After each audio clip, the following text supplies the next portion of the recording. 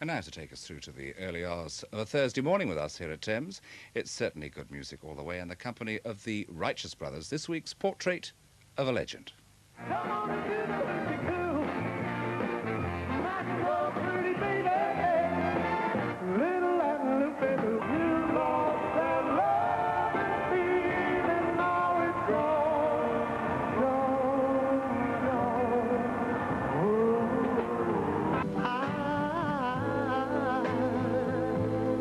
I'll need your love. Godspeed.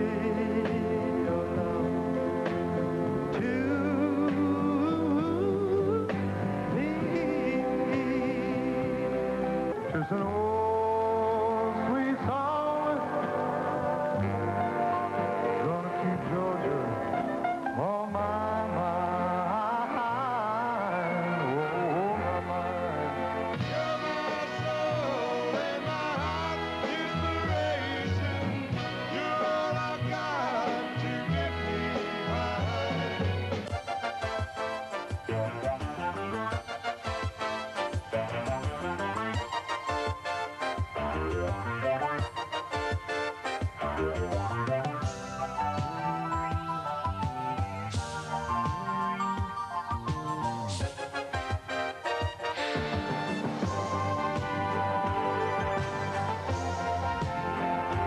Portrait of a Legend. The Righteous Brothers. I never really considered myself a legend. I always considered Bill a legend. Hello and welcome to Portrait of a Legend. I'm James Darren. Join me as we take a look at the career of the two men who first defined the phrase blue-eyed soul, a pair of brothers who aren't related by blood, but by music. The men who flowed with the ebb tide and who cut loose with the unchained melody. The Righteous Brothers. I love the way she walks. I love the way she talks. She makes me feel so good, like a young man should.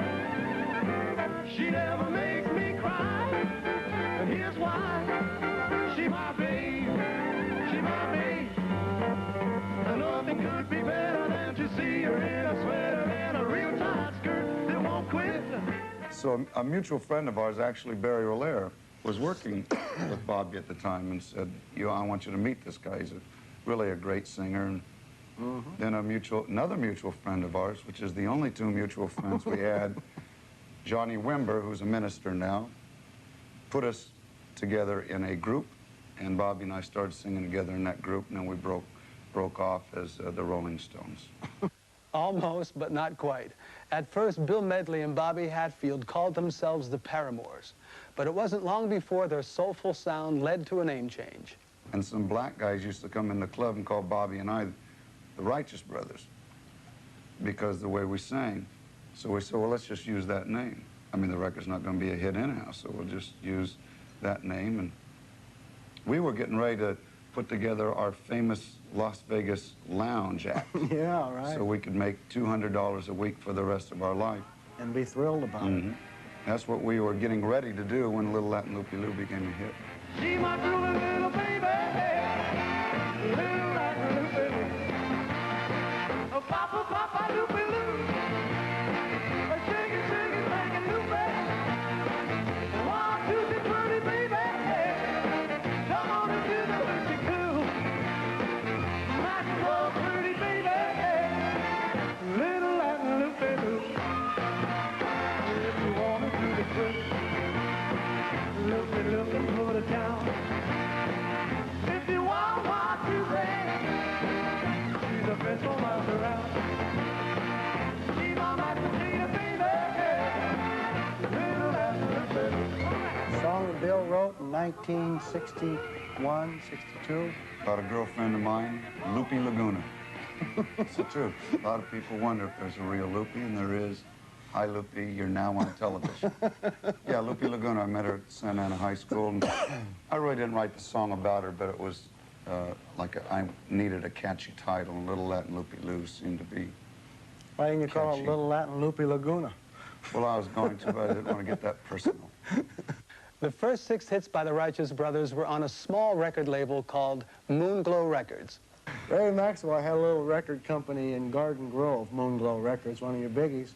And we, our initial records, Little Latin Loopy Loo, My Babe, and some of those, we literally physically distributed them ourselves in cardboard boxes. Well, that's the only kind of boxes they make Well, anymore. not anymore, yes. And we used to have to take them around to local record stores. And we never really could figure out Ray Maxwell. To this day, I can't figure him out.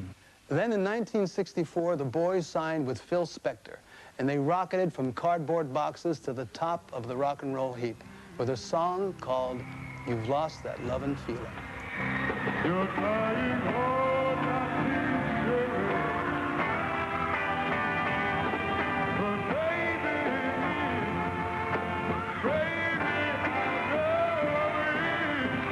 you lost that love feeling. Oh, that love feeling. You lost that love feeling, now it's gone, gone.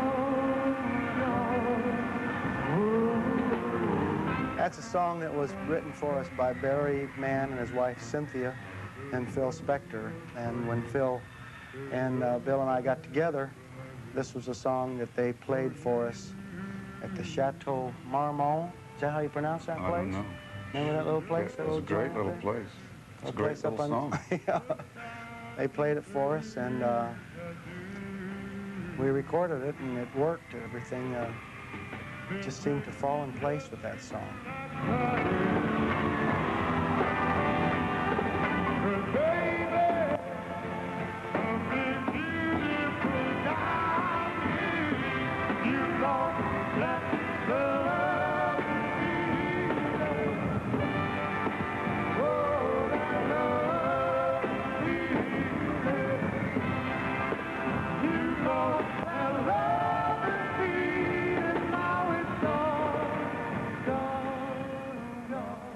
Along with the Crystals, the Ronettes, Darlene Love, and Bobby Sox and the Blue Jeans, the Righteous Brothers became part of the legendary Phil Spector Wall of Sound.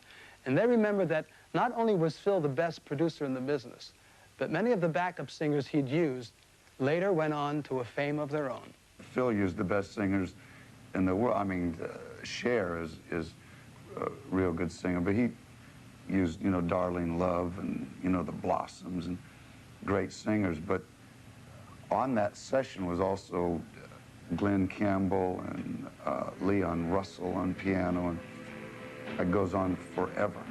You're not the girl that I belong to, and even though I know it's wrong, there's a little place where we can go, where we won't run into a story.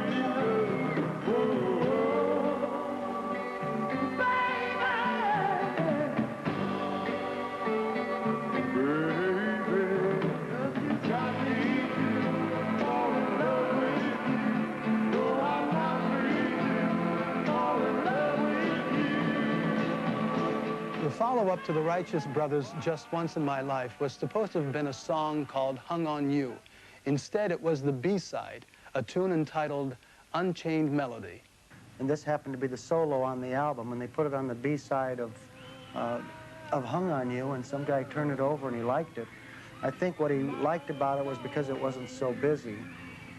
Bill produced that particular song, and it wasn't, I mean, he didn't have the typical Spector Wall of Sound. It was real easy to understand, and it was a pretty song, kind of a semi-classic, recorded originally by Roy Hamilton and Al Hibbler many years ago. And time